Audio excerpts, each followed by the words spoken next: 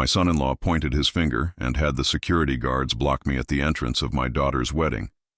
But then a man stood up in desperation and said, "That's the father of your bride." Everyone was in shock. He had no idea who I really was until the truth made him beg for forgiveness. I'm glad to have you here. Follow my story until the end and comment the city you're watching from so I can see how far my story has reached. My name is Roger Morrison, and I'm 55 years old. Today, I was supposed to walk my daughter down the aisle. Instead, I'm standing in a hotel parking lot, watching strangers enter the wedding I was barred from attending. The morning started with such hope. I had pressed my best suit, polished my shoes until they gleamed, and even bought a new tie specifically for Stella's wedding. The drive from my modest apartment to the Grand Fairmont Hotel took 45 minutes, and every mile brought a mixture of nervousness and excitement. I hadn't seen my daughter in 3 years. 3 years of silence, 3 years of unreturned calls, 3 years of birthday cards sent to an address I wasn't even sure was current anymore. But this was her wedding day. Surely she would want her father there. Surely, whatever had driven us apart could be set aside for this one moment. I was wrong. The hotel's entrance was decorated with white roses and silk ribbons, elegant and expensive. Guests in designer clothing moved through the lobby with the confidence that comes from belonging somewhere.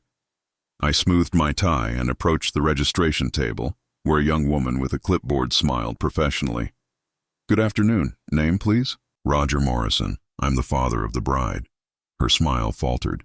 She scanned her list, flipped through several pages, then looked up with confusion. "I'm sorry, sir, but I don't see your name on the guest list." My stomach dropped. "That's impossible. I'm Stella's father, Stella Morrison." "Well, she'll be Stella Walsh after today." The woman's expression grew uncomfortable. She whispered something to her colleague, who immediately picked up a phone. Within minutes, 2 hotel security guards appeared beside me. "Sir, we're going to need you to leave the premises," the taller guard said, his voice polite but firm. "There's been a mistake," I said, my voice rising slightly. "I'm the bride's father. My daughter is Stella Morrison." That's when I heard his voice, Barry Walsh, my son-in-law, approaching with the swagger of a man who owned the world. "No mistake, old man. You're not welcome here." The words hit me like a physical blow. Barry stood there in his expensive tuxedo, his dark hair perfectly styled, looking at me with the same disdain he'd shown for the past 3 years. Behind him, I could see other guests slowing down, turning to watch the spectacle. "Barry, please," I said, my voice barely above a whisper. "This is Stella's wedding day. I just want to see my daughter get married." "Your daughter?" Barry laughed, the sound cruel and sharp. "When was the last time you acted like a father? When was the last time you were there for her?" The accusation stung because there was truth in it. But not the truth Barry thought he knew. I opened my mouth to respond, but he continued. "Stella doesn't want you here. She made that very clear. You're nothing but a reminder of everything she's moved past, everything she's risen above." The security guards stepped closer. Other guests had stopped pretending not to watch. I could feel their eyes on me, judgment and curiosity mixed in their stares. Heat crept up my neck, embarrassment flooding through my chest. "Please," I said again, hating how desperate I sounded. "Just let me talk to her for 1 minute." "Absolutely not." Barry's voice was cold, final. "You've caused her enough pain. Today is about her future, not her disappointing past." One of the guards placed a hand on my arm. "Sir, you need to come with us." As they began to escort me toward the exit, I heard a commotion behind us. A man's voice, loud and incredulous, cut through the murmur of the crowd. "Wait a minute. Excuse me, but isn't that Roger Morrison?" I turned to see a man in his 60s pushing through the small crowd that had gathered. He had silver hair and wore an expensive suit that screamed old money. His face was flushed with what looked like panic. "Oh my God," the man continued, his voice carrying across the lobby. "That's Roger Morrison, the Roger Morrison." Barry's confident expression flickered for just a moment. "I'm sorry, do you know this man?" The stranger stared at me, then at Barry, then back at me with growing disbelief. "Know him? Son, do you have any idea who you just tried to throw out of here?" "Some deadbeat who can't take a hint," Barry said, but his voice had lost some of its certainty. The man's eyes widened even further. "Deadbeat? This man is—" He paused, looking around at the growing crowd. "Wait. You said your name was Morrison, and the bride is Stella Morrison?" "Yes," I said quietly. The man's face went completely white. "Oh, dear Lord. Barry, you just tried to have the father of your bride thrown out of your own wedding. So?" Barry snapped, but I could see uncertainty creeping into his expression. The stranger looked at Barry like he was looking at someone who had just announced they planned to swim with sharks. So? Son, this is Roger Morrison. The Roger Morrison. Do you understand what that means? I watched Barry's face carefully. I could see him searching his memory, trying to place where he might have heard my name. The wheels were turning, but he wasn't there yet. He didn't know. After 3 years of treating me like garbage, he still had no idea who I really was. I don't care if he's the King of England, Barry said, his voice rising defensively. He's not welcome at my wedding. The man who had recognized me let out a sound that was half laugh, half gasp. Your wedding? Boy, you better hope he doesn't decide to make some phone calls, or you might find yourself with a lot more problems than an unwanted wedding guest. The crowd around us had grown larger. I could see hotel staff whispering among themselves, phones being pulled out, pictures being taken. This was spiraling into exactly the kind of scene I had spent my entire adult life trying to avoid. But something in me had shifted. For 3 years, I had accepted Stella's silence. I had accepted Barry's disrespect. I had told myself it was better this way, that my absence from their lives was somehow protecting them. Standing there in that hotel lobby, surrounded by strangers who knew my worth better than my own family did, I realized something had to change. The security guards were still holding my arms, but loosely now, unsure of their next move. Barry was looking between me and the man who had recognized me, clearly trying to process what was happening. The lobby had gone quiet except for the whispered conversations of guests who were trying to figure out what drama they had just witnessed. I straightened my shoulders and looked directly at Barry. I think, I said quietly, we need to have a conversation. But even as I said the words, I knew the conversation would come later. First, there were questions that needed answering. Questions about why the man who had recognized me looked so panicked. Questions about what Barry thought he knew about my life, and what he was about to discover he had gotten completely wrong.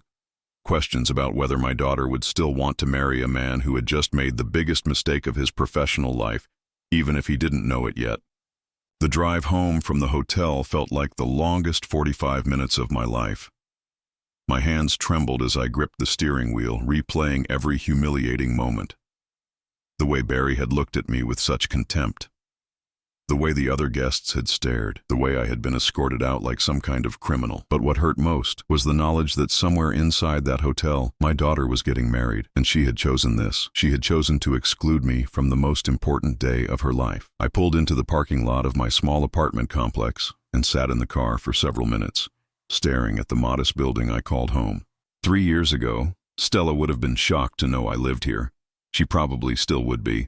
But this place suited me. It was quiet, unassuming, and it kept me invisible in ways that mattered. Inside my apartment, I poured myself a glass of scotch and sank into my worn leather armchair. The same chair where I had spent countless nights these past 3 years, wondering how everything had gone so wrong. The truth was, losing Stella had started long before Barry Walsh entered our lives. My wife, Margaret, had been gone for 5 years now. Lung cancer, quick and merciless. During her final months, Stella had been incredible. She had taken time off from her job at the marketing firm, practically lived at the hospital, coordinated with doctors and nurses with the efficiency of a military general. She had held her mother's hand during those last terrible days, and she had been the one to make the final decision about stopping the life support. I should have been stronger during that time. I should have been the one making those decisions, carrying that burden, but I was drowning in my own grief, paralyzed by the thought of losing the woman who had been my anchor for 28 years. After the funeral, Stella had tried to take care of me too. She would call every day, stop by with groceries, invite me to dinner at her apartment. For months, she threw herself into managing everyone else's grief while ignoring her own, and I let her.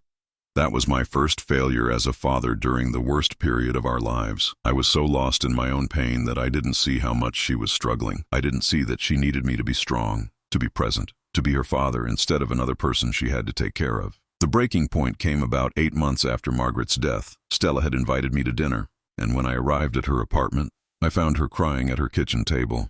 Not the controlled tears of grief, but the broken sobs of someone who had reached their limit. "I can't do this anymore, Dad," she had said through her tears. "I feel like I'm drowning, and you're not even there. You're just gone." I should have wrapped my arms around her. I should have told her I was sorry, that I would do better, that she didn't have to carry everything alone. Instead, I had stood there awkwardly, unsure how to comfort this young woman who had always been so strong, so capable. "I'm sorry, sweetheart," I had said. "I know I haven't been much help lately." "It's not about help," she had replied, her voice thick with frustration. "It's about being present. It's about acting like you care about something other than your own pain. Mom is gone, Dad, but I'm still here. I'm still your daughter." Those words had cut deep because they were true. In my grief, I had become selfish. I had forgotten that she had lost her mother too, and that she needed her father to help her through it. But then she had said something that changed everything. "I feel like I never really had a father anyway. You were always working, always busy with something more important than us. And now that Mom's gone, there's nothing keeping us connected." The accusation had hit me like a physical blow, and my response had been defensive rather than understanding. "That's not fair, Stella. Everything I did was for you and your mother. Every hour I worked, every trip I took, it was all to provide for this family." "Provide what?" she had shot back. "Money? Things? We never needed things, Dad. We needed you." That fight had ended with both of us saying things we couldn't take back. Stella had accused me of caring more about work than family. I had accused her of being ungrateful for the sacrifices I had made. We were both raw with grief and pain, and we had turned on each other instead of supporting each other. She didn't speak to me for 2 months after that night. When she finally called, it was to tell me she was dating someone. Barry Walsh, she said, was everything she had always wanted in a partner. He was attentive, present, emotionally available. All the things she implied that I had never been. I tried to be happy for her. I really did. But something about Barry rubbed me wrong from the first time I met him. There was something calculating in his eyes, something false in his charm. The way he looked around my modest apartment with barely concealed disdain, the way he asked pointed questions about my business interests, and seemed disappointed by my vague answers. Most troubling was the way he spoke about Stella's future. "She's got so much potential," he would say, "so much she could achieve with the right support system." It sounded loving on the surface, but there was an undertone that suggested he saw her as a project to be improved rather than a person to be loved. But Stella was happy. For the first time since her mother's death, she was laughing again, making plans for the future, excited about something. How could I voice my concerns about the man who had brought her back to life? The manipulation started subtly. Barry would make casual comments about how important it was for Stella to focus on her future, rather than being dragged down by the past. He would suggest that family dinner invitations were taking time away from her career development. He would point out that my calls often left her feeling sad or stressed. "Your father seems like he's still struggling with his grief," Barry told her once, and I overheard because she had put the call on speaker. "Maybe it would be healthier for both of you to have some space while he works through that." The worst part was that he wasn't entirely wrong. I was struggling. I was probably not the most positive presence in her life during that period, but instead of encouraging her to help me heal or suggesting we work through our issues together, Barry presented himself as the solution to the problem of her difficult father. Slowly the calls became less frequent. Dinner invitations stopped coming. When I reached out, Stella seemed distracted, distant. She would cut conversations short, citing plans with Barry or work obligations. When I suggested we spend time together, just the two of us, she would agree but then cancel at the last minute. The final blow came 2 years ago, at Christmas. I had invited them both for dinner, spent the whole day cooking Margaret's traditional holiday meal. Stella arrived late and seemed uncomfortable the entire time. Barry spent the evening making subtle comments about the apartment, the furniture, the simple meal I had prepared. "This is nice," he had said, looking around with that false smile. "Very authentic." I bet this is exactly how Stella grew up. There was something in his tone that suggested he saw this as a bad thing, like he was congratulating himself for rescuing her from this modest life. After dinner, as I was clearing the dishes, I overheard him talking to Stella in the living room. "I just think you deserve better," he was saying quietly. "You've worked so hard to build something for yourself. You don't need to keep looking backward." "He's my father," Stella had replied, but her voice was uncertain. "I know, baby. And that's never going to change. But that doesn't mean you have to keep subjecting yourself to this. Look around. Look at how he lives. Is this the future you want to keep connected to? That was the last time I saw my daughter before today. Over the following months, my calls went straight to voicemail. My texts went unanswered. I sent birthday cards and Christmas gifts that were never acknowledged. When I finally got desperate enough to show up at her apartment, the doorman told me she had moved and left no forwarding address. The engagement announcement came through a mutual acquaintance. They were getting married at the Grand Fairmont Hotel. No invitation followed. Now, sitting in my apartment with the taste of humiliation still bitter in my mouth, I realized how completely Barry had succeeded in erasing me from Stella's life. He had taken my grieving, vulnerable daughter and convinced her that her father was nothing but dead weight holding her back. And the truly tragic part was that he had no idea who he was really dismissing. If Barry Walsh knew the truth about Roger Morrison, if he knew what I had built over the past 30 years, if he knew that the modest apartment and simple lifestyle were choices rather than limitations, he would be singing a very different tune. But I had kept those secrets for so long, even from my own daughter, that now they felt like lies of omission. How could I tell Stella the truth without her feeling deceived? How could I explain that everything she thought she knew about her father was wrong, and more importantly, would it even matter now? Would the truth be enough to undo 3 years of Barry's poison? Or was I simply too late? As I sat there in the gathering darkness, one thing became crystal clear.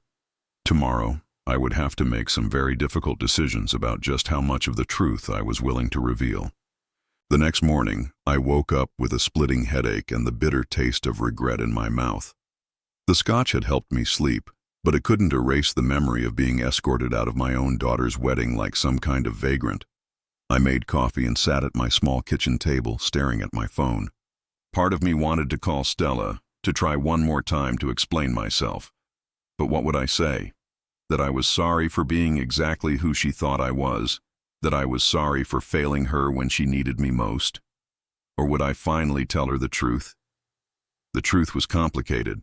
The truth required explanations that I had spent decades avoiding. The truth meant revealing things about myself that I had carefully hidden, even from my family.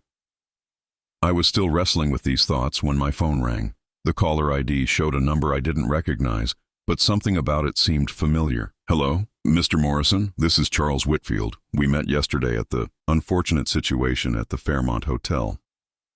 Charles Whitfield, the man who had recognized me, who had tried to tell Barry who I really was. I remembered him now. Silver hair, expensive suit, the look of absolute panic when he realized what was happening. Mr. Whitfield. Yes, I remember. I was wondering if we might meet for coffee this morning. There are some things I think we should discuss. Something in his tone made me uneasy. What kind of things? The kind that are better discussed in person. Would 10 o'clock work? There's a small cafe called Meridian on 5th Street. Do you know it? I did know it. It was the kind of place where business was conducted quietly, away from prying eyes. I'll be there. Meridian Cafe was exactly what I expected. Understated elegance, private booths, the kind of clientele that valued discretion above all else. Charles Whitfield was already waiting when I arrived, sitting in a corner booth with his back to the wall. He stood when he saw me, extending his hand with a grave expression. Mr. Morrison, thank you for coming. As we sat down, I studied his face more carefully. There was something familiar about him beyond our brief encounter yesterday. Do we know each other, Mr. Whitfield? He smiled grimly. Not directly, but I know who you are. And more importantly, I know what you've built. I'm on the board of Hartwell Industries. Hartwell Industries, one of the companies in my portfolio. Not a controlling interest, but significant enough that board members would certainly know the name Morrison Holdings. I see. Do you? His expression was serious. Because I'm not sure your son-in-law does. After you left yesterday, I tried to have a conversation with him about what had just happened. The young man is either completely ignorant or willfully stupid. I felt a cold dread settling in my stomach. What did you tell him? Nothing specific, but I did suggest he might want to research the name Roger Morrison before he made any more enemies. Charles leaned forward, lowering his voice. Mr. Morrison, that boy has no idea that he just humiliated one of the most powerful investors in the country. More importantly, he has no idea that his new wife is your daughter. What do you mean? Charles pulled out his phone and showed me a screenshot of what appeared to be a business article.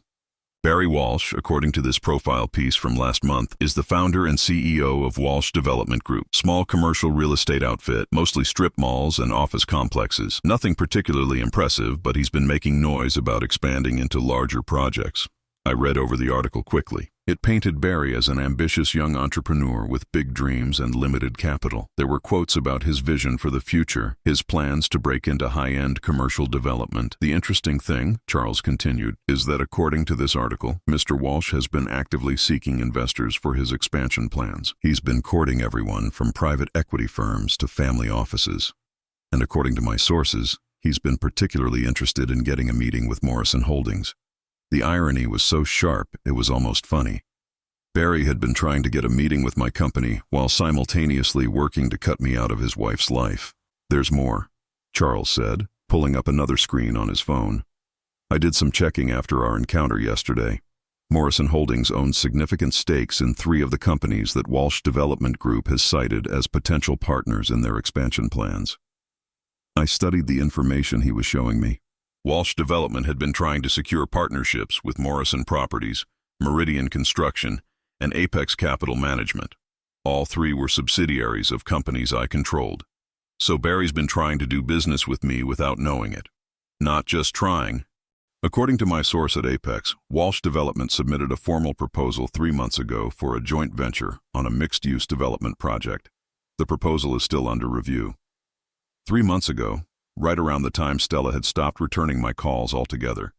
While Barry was cutting me out of his personal life, he was trying to get into business with me professionally. Has anyone at Apex made the connection? Not yet. The proposal came through normal channels, and your name isn't directly associated with day-to-day operations. But if someone were to start asking questions, Charles let the implication hang in the air. I sat back in my chair processing this information. Barry didn't just dislike me personally. He had actively worked to destroy my relationship with my daughter. But he was also desperate to do business with my companies. The cognitive dissonance was staggering. Mr. Morrison, I have to ask, does your daughter know about your business interests? I shook my head. Stella thinks I'm a retired middle manager living on a modest pension. Charles's eyebrows shot up. Why would she think that? It was a fair question, and one I had been asking myself for years. After my wife died, I made some choices about how I wanted to live. I wanted simplicity. I wanted to be judged for who I am, not what I own. Stella was dealing with her own grief, and I thought it was better to let her see me as ordinary, rather than burden her with expectations about family money. And now I'm realizing that keeping those secrets may have cost me my daughter. Charles nodded thoughtfully. Mr. Morrison, I feel obligated to tell you something else. After you left yesterday, I stayed for the ceremony. Your daughter looked beautiful, but she also looked troubled. During the reception, I overheard several conversations about the incident at the entrance. Some people were asking questions about who you were and why you had been turned away. What kind of questions? The kind that suggest not everyone bought Barry's story about you being an unwelcome intruder. There were people there who clearly knew something wasn't right about the situation.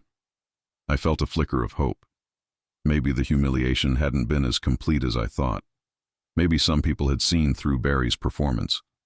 There's something else, Charles continued. I spoke briefly with your daughter during the reception. She seemed upset about what had happened.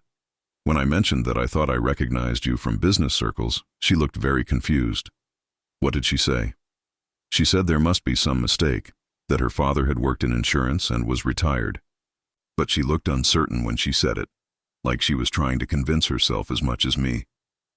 Insurance. That was the cover story I had given her years ago when she started asking more pointed questions about my work. It wasn't entirely false. I did own several insurance companies, but it wasn't the whole truth either. Mr. Morrison, I don't know you personally, and I don't know your family situation.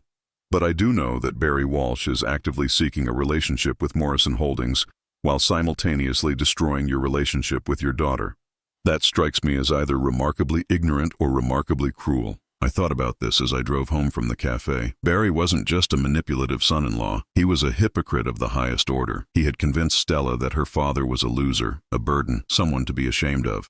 At the same time, he was trying to build his business empire by partnering with the very man he was teaching his wife to despise. The question was, What was I going to do about it? For 3 years, I had accepted Stella's rejection.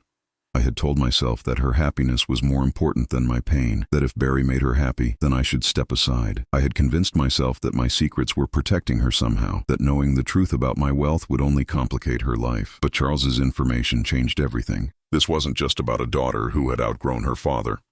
This was about a manipulative man who was playing both sides, using my daughter's emotions to isolate her while simultaneously trying to profit from my business empire. Barry Walsh thought he was smart.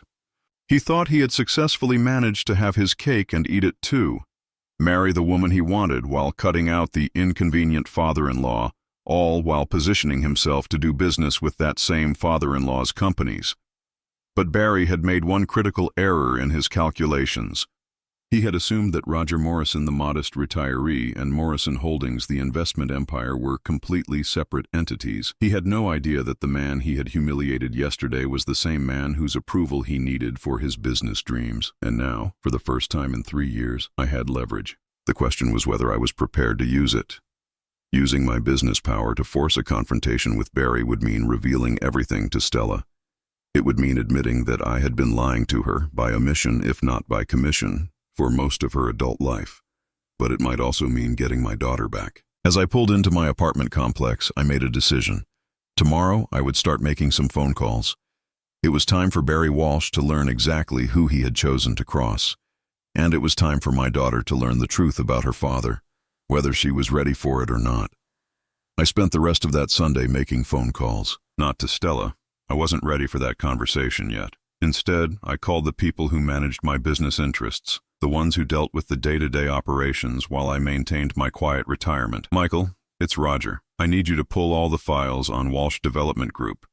Michael Torres had been my chief operations manager for 15 years. He was one of the few people who knew how to reach me directly, and he never questioned my requests, no matter how unusual they might seem. Walsh Development, give me a few minutes. I could hear him typing. Okay, I've got their file here. They submitted a proposal to Apex Capital Management 3 months ago for a mixed-use development project, $50 million project. They're looking for a $30 million investment, $50 million. That was a significant step up from strip malls and office complexes. Barry was swinging for the fences. What's the status of that proposal? It's been sitting in review. The numbers look good on paper, but we've been waiting for more detailed financial information from Walsh Development. They've been slow to provide it. What kind of financial information? Standard due diligence stuff. Bank statements, cash flow projections, details about existing projects. Nothing unusual, but they keep asking for extensions. That was interesting. Either Barry was disorganized, or he was hiding something about his company's financial situation. Michael, I want you to expedite the review process. Schedule a meeting with Mr. Walsh for this week. This week?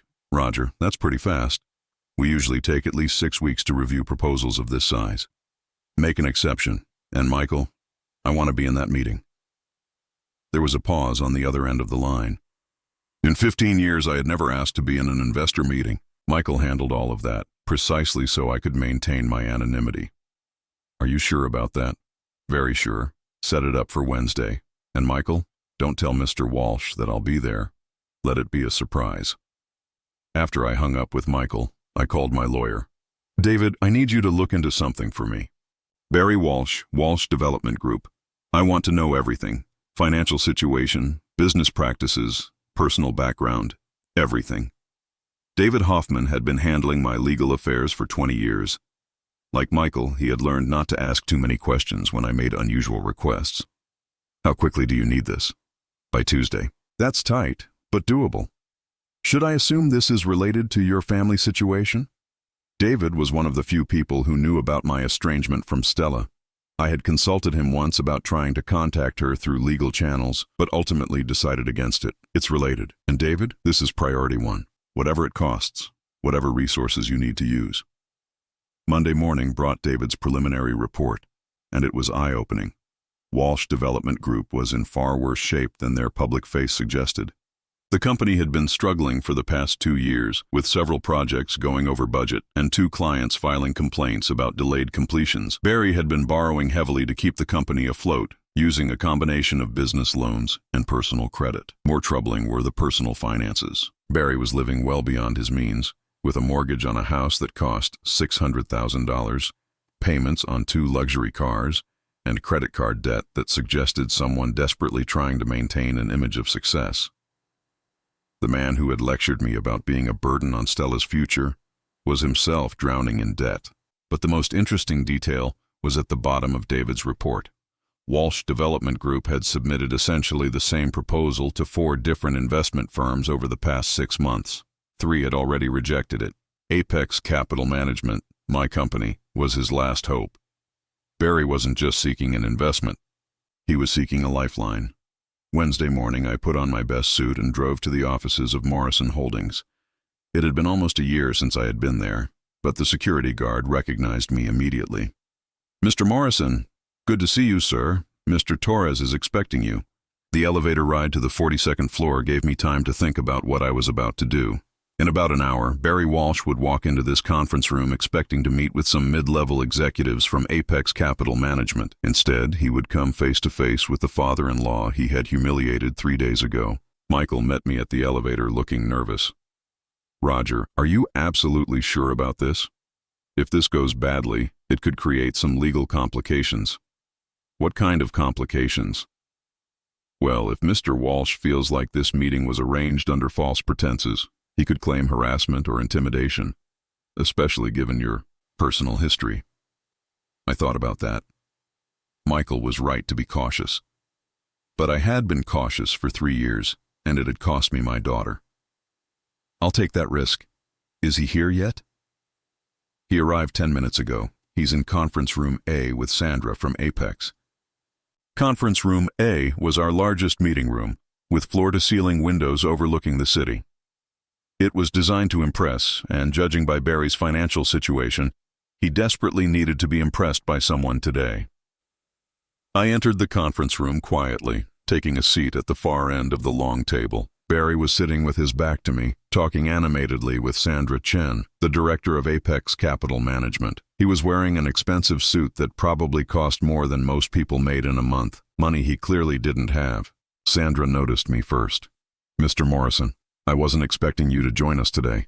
Barry's head whipped around so fast I thought he might hurt his neck. When he saw me, his face went through a series of expressions: confusion, recognition, and finally, pure panic. "What? What are you doing here?" Barry's voice came out as barely more than a whisper. "I'm here for our meeting, Mr. Walsh." I kept my voice calm, professional. "I understand you've been seeking an investment from Morrison Holdings." Barry looked back and forth between me and Sandra, his face growing pale. "Morrison Holdings, you mean?" "Yes, Mr. Walsh. Morrison Holdings. My company." The silence in the room was deafening. Barry's mouth opened and closed several times, but no sound came out.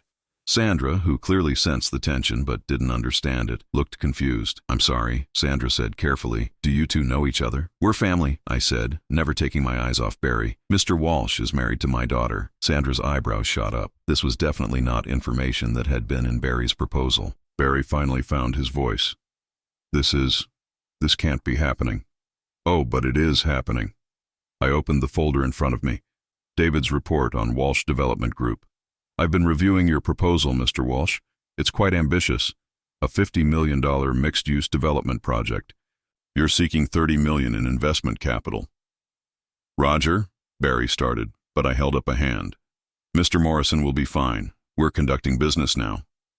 I flipped through the pages of the report. "I have to say your financial projections are quite optimistic, especially considering your company's performance over the past 2 years." Barry's face was now completely white. What do you know about my company's performance?" "I know everything, Mr. Walsh.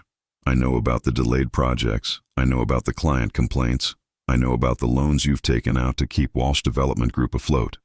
I closed the folder and looked directly at him. "I also know that Apex Capital Management is your last hope. The other 3 firms you approached have already rejected your proposal." Sandra was now staring at Barry with unconcealed surprise. None of this information had been disclosed in his original proposal. "Mr. Walsh," Sandra said slowly, "is this accurate? Have you been seeking investment from other firms?" Barry looked like he was about to be sick. That's standard practice. Due diligence requires exploring multiple options. Actually, I interjected, due diligence requires disclosing when you've been rejected by other potential partners. It's considered material information. Sandra made a note on her legal pad. This meeting was not going the way Barry had planned. Now, I continued, let's talk about something even more interesting. Your personal financial situation. That's private information, Barry said quickly. Not when you're asking for $30 million of my money, it's not. I pulled out another document from David's report. $600,000 mortgage on a house in Westfield. 2 car payments totaling $1,800 per month.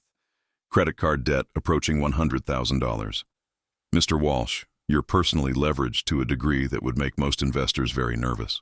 Barry was now gripping the edge of the table so hard his knuckles were white. My personal finances have nothing to do with my company's viability. Don't they? When the CEO of a small development company is drowning in personal debt, it raises questions about judgment, about priorities, about the kinds of decisions that person might make when under financial pressure. Sandra was taking notes furiously now. Barry's proposal was falling apart in real time. But here's what I find most interesting, I said, leaning forward slightly. Your lifestyle expenses. The house, the cars, the clothes you're wearing right now. You're spending money like a man who's already successful, but your company's books tell a very different story. I don't have to listen to this, Barry said, starting to stand up. Actually, you do. Because I'm the only investor left who might be willing to give you the money you need. Everyone else has already said no. Barry sank back into his chair. We both knew I was right. So here's my question, Mr. Walsh. If you're so concerned about your image, about maintaining appearances, about living the lifestyle you think you deserve, why would you work so hard to cut your own father-in-law out of your life? Especially when that father-in-law happens to control the investment funds you desperately need. The question hung in the air like a challenge. Barry opened his mouth to respond, but nothing came out. Unless, of course, you had no idea who your father-in-law actually was. Unless you made the catastrophic error of judging someone based on appearances rather than reality. Barry's hands were shaking now. I didn't know. How could I have known? You could have asked. You could have shown interest in your wife's family, instead of working to destroy her relationship with her father. You could have been curious about the man who raised the woman you claim to love. Sandra was watching this exchange like it was a tennis match, her head turning back and forth between us. Mr. Morrison, she said carefully, perhaps we should reschedule this meeting. It seems like there are some personal issues that need to be resolved first. No, I said firmly. This is exactly the right time for this conversation, because Mr. Walsh needs to understand something very clearly. I stood up and walked around the table until I was standing directly behind Barry's chair. You spent 3 years convincing my daughter that I was worthless. You worked systematically to destroy our relationship. You made her ashamed of her own father. And last weekend you had me thrown out of her wedding like I was some kind of vagrant. Barry was breathing heavily now, but he didn't turn around to look at me, all while secretly trying to convince my company to give you $30 million. I walked back to my seat and sat down. So here's what's going to happen, Mr. Walsh. You're going to go home tonight, and you're going to tell my daughter the truth. You're going to tell her who her father really is. You're going to admit that you've been lying to her about me for 3 years. And you're going to arrange for us to have a conversation. And if I don't? I smiled, but there was no warmth in it.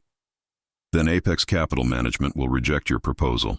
And I'll make sure that every other investment firm in the city knows exactly why. Barry's breathing was rapid and shallow now. You can't do that. That's blackmail. No, Mr. Walsh. That's consequences. You made choices about how to treat me and my relationship with my daughter. Now you get to live with the results of those choices. I stood up and gathered my papers. You have 48 hours to arrange a meeting between me and Stella.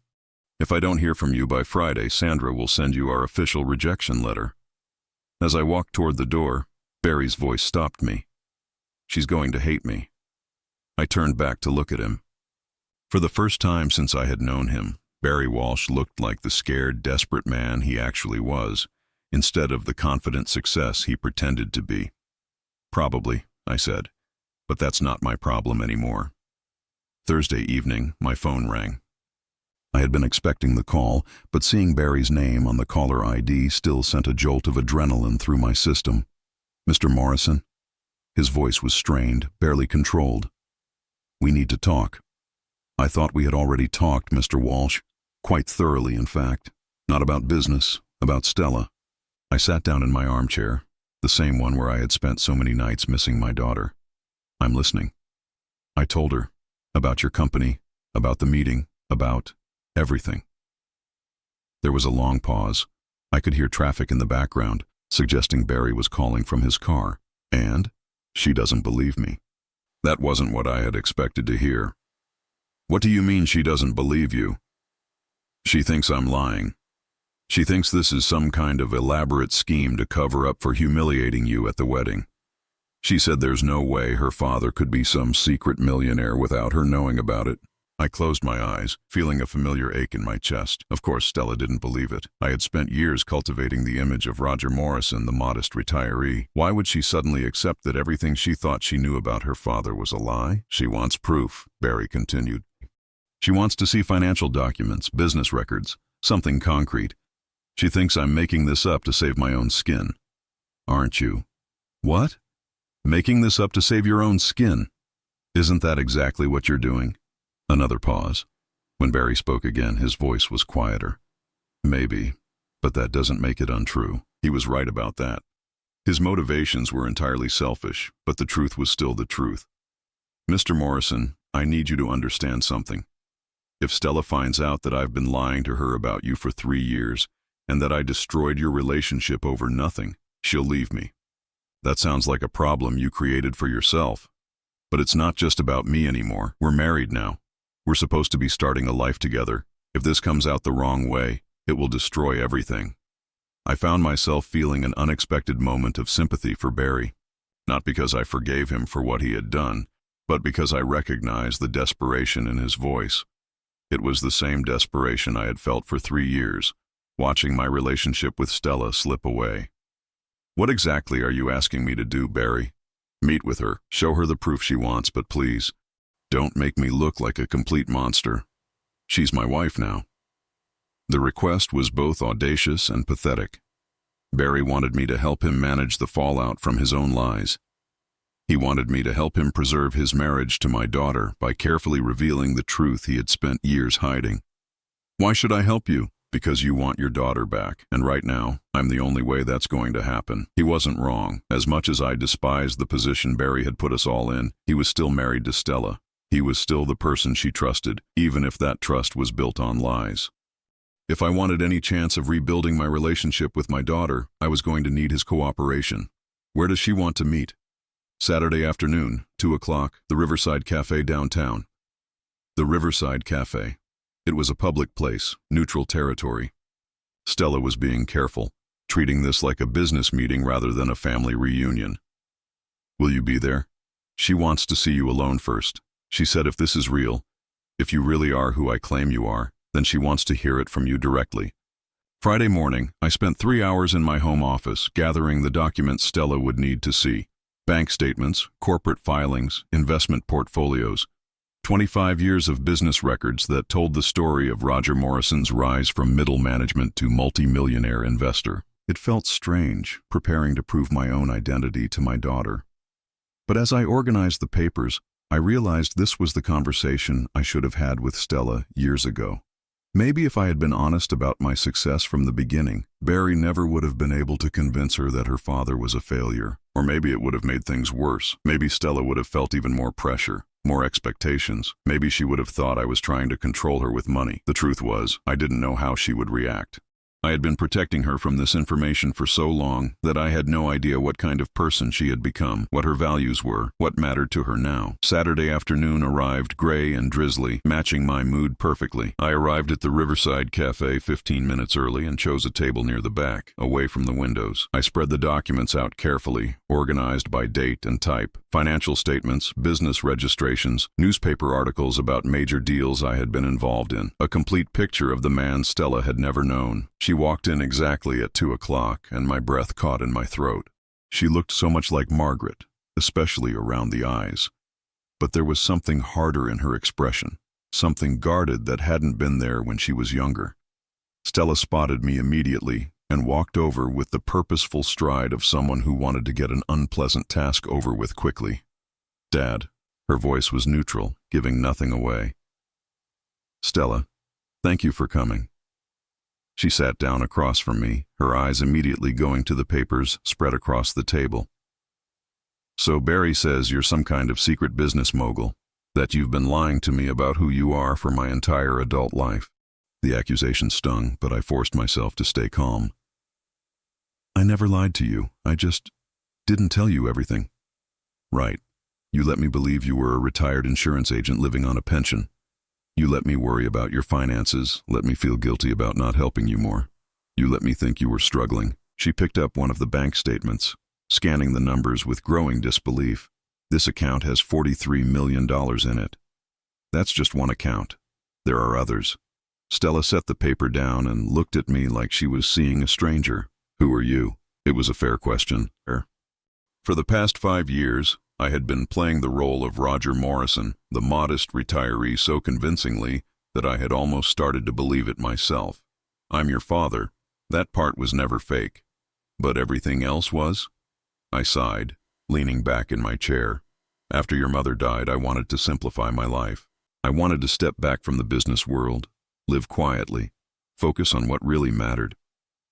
Which apparently didn't include being honest with your daughter. I thought I was protecting you. From what? From knowing that my father was successful? From having financial security? From understanding that all those times I worried about you, I was worrying for nothing. Each question hit like a physical blow. She was right to be angry. I had taken away her right to know her own father. Stella, I made mistakes. I see that now. But you have to understand, after your mother died, you were dealing with so much grief.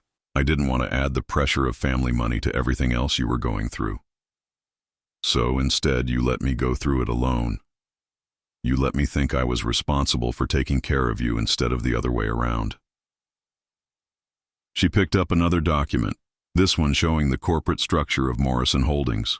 This company owns dozens of subsidiaries, hotels, construction companies, real estate development firms, yes, including Apex Capital Management, yes, the company that Barry has been trying to get an investment from. I nodded. He submitted a proposal 3 months ago.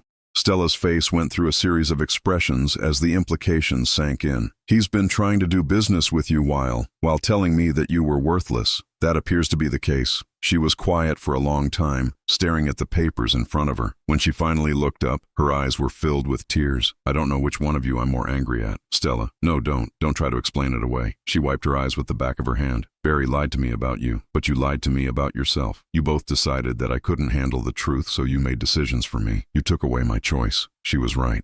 We had both manipulated her, just in different ways. I had manipulated her through omission, letting her believe a false narrative about my life. Barry had manipulated her through active deception, poisoning her against me for his own purposes. What do you want me to say? I want you to tell me why, not the protecting me excuse. The real reason why you let me believe you were someone you're not. I thought about that question for a long time. The real reason, not the justifications I had been telling myself for years, but the actual truth. Because I was afraid that if you knew about the money, that's all you would see. I was afraid you would think I was trying to buy your love, or control your choices, or make you feel obligated to me. So instead, you chose to be irrelevant. The word hit me like a slap. Irrelevant. Is that what I had made myself? I suppose I did. Well, congratulations. It worked. For 3 years, I thought you were irrelevant. I thought you were a sad old man who had nothing to offer me or my future children. I thought marrying Barry meant moving up in the world, leaving behind the mediocre life I grew up in. She gestured at the documents. But this isn't mediocre, is it? This is extraordinary. This is the kind of success that most people only dream about, and you hid it from me. Yes. Why? Because I wanted you to love me for who I am, not what I own. Stella laughed, but there was no humor in it. You know what's funny? I would have. If you had trusted me enough to tell me the truth, I would have loved you for both. But instead, you made the choice for me. You decided I was too shallow, too greedy, too weak to handle knowing that my father was successful. I felt tears forming in my own eyes. That's not what I thought, isn't it? Because from where I'm sitting, it looks like you thought so little of my character that you assumed money would corrupt our relationship.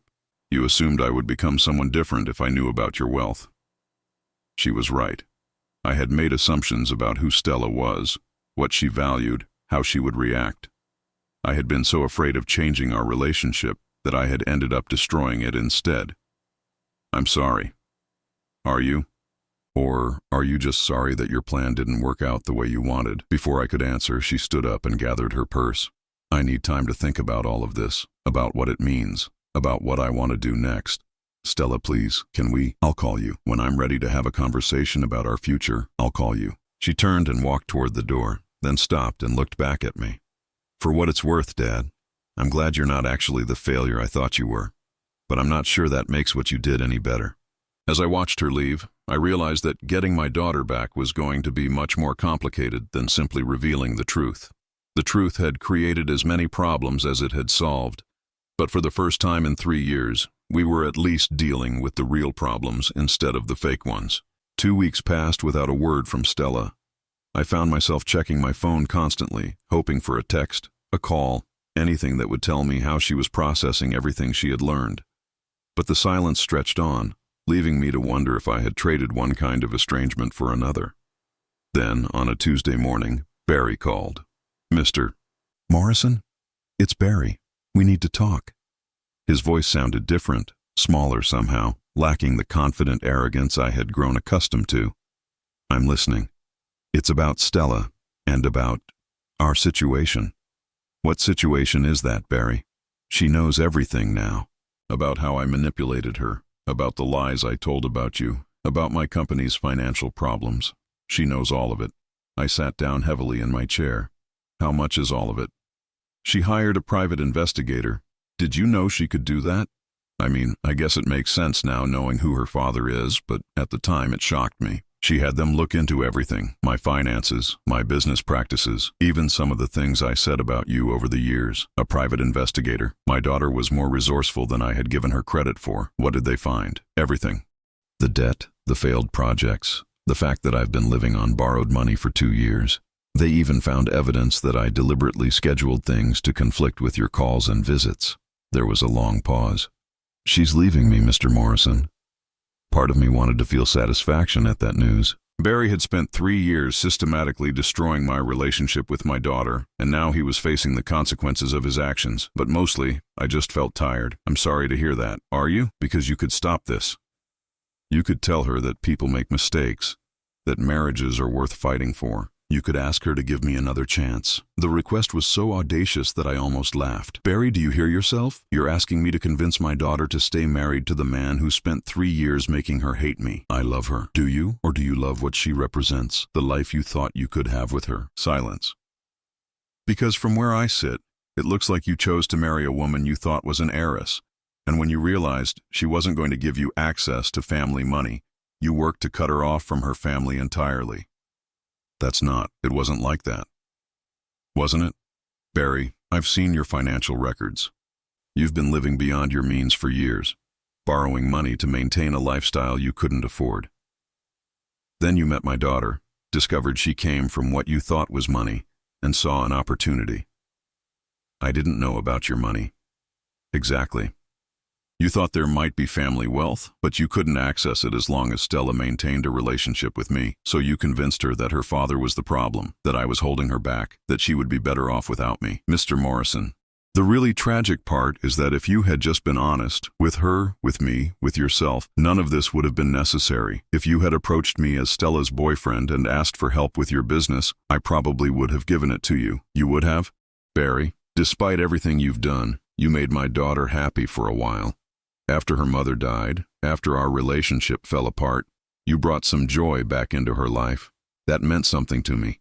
Even when I didn't understand your motives, I could hear him breathing heavily on the other end of the line. But instead of being honest about your struggles, instead of trusting that we could work together as family, you chose manipulation and deception. You chose to make me the enemy. I can fix this. I can make it right. How?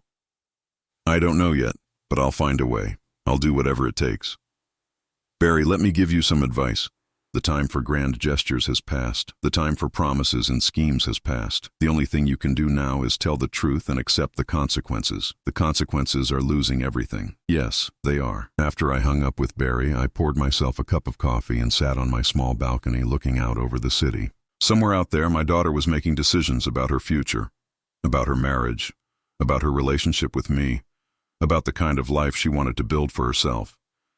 For 3 years, I had felt powerless to influence those decisions. Barry had built a wall between us that seemed insurmountable. But now, with the truth finally revealed, I realized that the power to rebuild our relationship had always been mine. I had just been too afraid to use it. My phone buzzed with a text message. From Stella. "Can we meet? Same place as before. Tomorrow at 3. I stared at the message for a long time before responding. Of course. The next afternoon I arrived at the Riverside Cafe 30 minutes early, partly out of nervousness and partly because I wanted to make sure I was there when Stella arrived. I chose the same table we had used before, but this time I didn't bring any documents. Whatever conversation we were about to have, it needed to be about more than money and business records. Stella arrived exactly on time, but she looked different than she had 2 weeks ago. Tired, maybe, but also somehow lighter. She was carrying a small folder, but she set it aside when she sat down. "Hi, Dad." "Hi, sweetheart." We looked at each other across the table, both of us uncertain how to begin. "I've been thinking," Stella said finally, "about everything, about the lies, the manipulation, the secrets, about what kind of family we actually are underneath all of that." "And what did you conclude?" "That we're both guilty of the same thing. We both decided that protecting the other person was more important than trusting them." I nodded slowly. "I suppose that's true. You hid your success because you wanted to protect me from the pressure of family money. I accepted Barry's version of events because I wanted to protect myself from being disappointed by you again." "Again?" Stella's eyes filled with tears. "Dad, I need you to understand something. When Mom died, I didn't just lose her. I lost you too. You disappeared into your grief so completely that it was like you ceased to exist as my father." The words hit me like a punch to the chest, but I forced myself to listen. "I know you were in pain. I know you were struggling, but I was 19 years old and I had just lost my mother, and my father became this distant, unreachable person who couldn't even look at me without falling apart." "Stella, let me finish, please." She wiped her eyes with a napkin. "When Barry came along and told me that you were holding me back, part of me wanted to believe it, because it was easier than accepting that my father had simply checked out of my life. I felt tears forming in my own eyes. I'm sorry. I'm so sorry. I know you are, and I'm sorry too. I'm sorry I let Barry convince me that you didn't care. I'm sorry I didn't fight harder to maintain our relationship. I'm sorry I let 3 years pass without really trying to understand what had happened between us." She reached across the table and took my hand. Her fingers were warm, familiar in a way that made my chest ache with longing. "But I also need you to understand something else. I'm leaving Barry. Stella, you don't have to make that decision because of me. I'm not. I'm making it because of me. Because I finally understand that I married a man who saw me as an opportunity rather than a person. Because I realized that anyone who would work that hard to destroy my relationship with my father doesn't actually love me." She opened the folder she had brought and pulled out a single document. "Divorce papers. I filed them yesterday." I stared at the papers, feeling a complex mixture of emotions. Relief that she was getting away from Barry's manipulation. Sadness that her marriage had ended so badly. Pride that she had found the strength to make such a difficult decision. "How are you feeling about all of this?" "Honestly, relieved.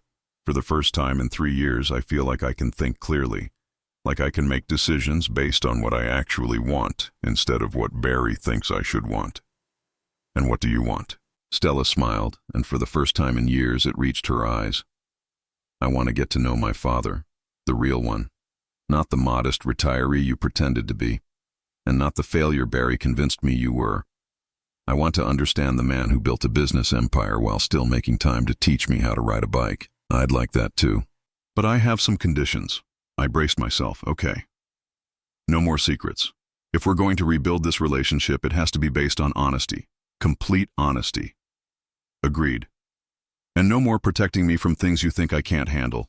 I'm 32 years old, Dad. I can handle the truth, whatever it is." "You're right. I should have trusted you with the truth from the beginning." "Yes, you should have. But I should have trusted you enough to fight for our relationship instead of just accepting that it was broken." We sat in comfortable silence for a few minutes, both of us processing the weight of what we had just committed to.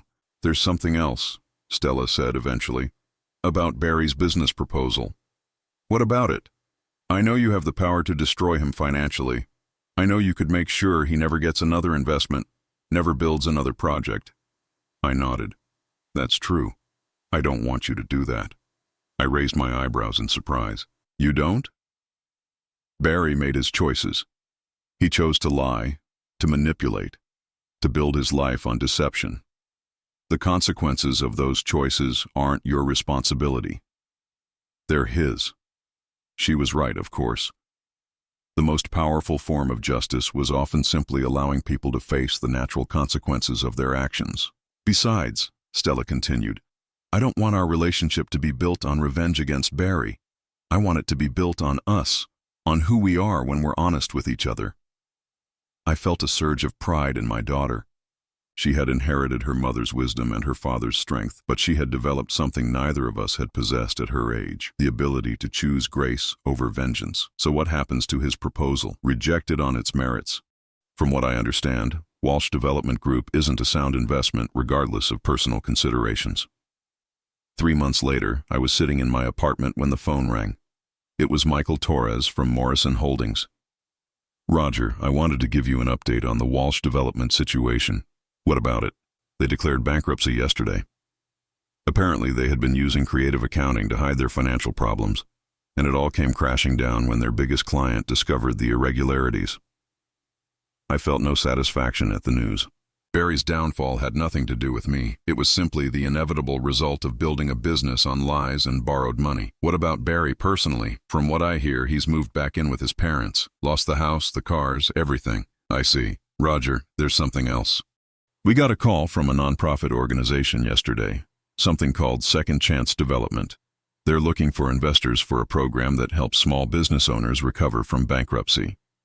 And the woman who called said she was recommended to us by Stella Morrison Walsh. She said Stella thought we might be interested in supporting programs that help people rebuild their lives after making serious mistakes. I smiled, feeling a warmth spread through my chest. Even in the aftermath of her own difficult situation, Stella was thinking about ways to help others.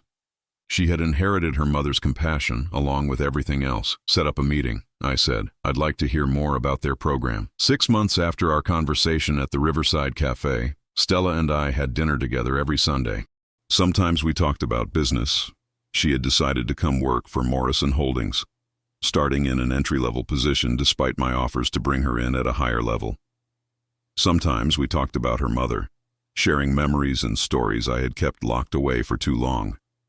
Sometimes we just enjoyed each other's company, making up for years of lost time. The divorce had been finalized quickly and quietly. Barry had moved to another state, and as far as I knew, Stella hadn't heard from him since the papers were signed. She seemed genuinely relieved to be free of a marriage that had been built on such a shaky foundation. As for me, I had learned something important about the difference between protecting someone and trusting them. For years, I had convinced myself that keeping secrets was a form of love. But real love, I discovered, required the courage to be vulnerable, to trust the other person with the truth, and to believe that the relationship was strong enough to survive honesty. On this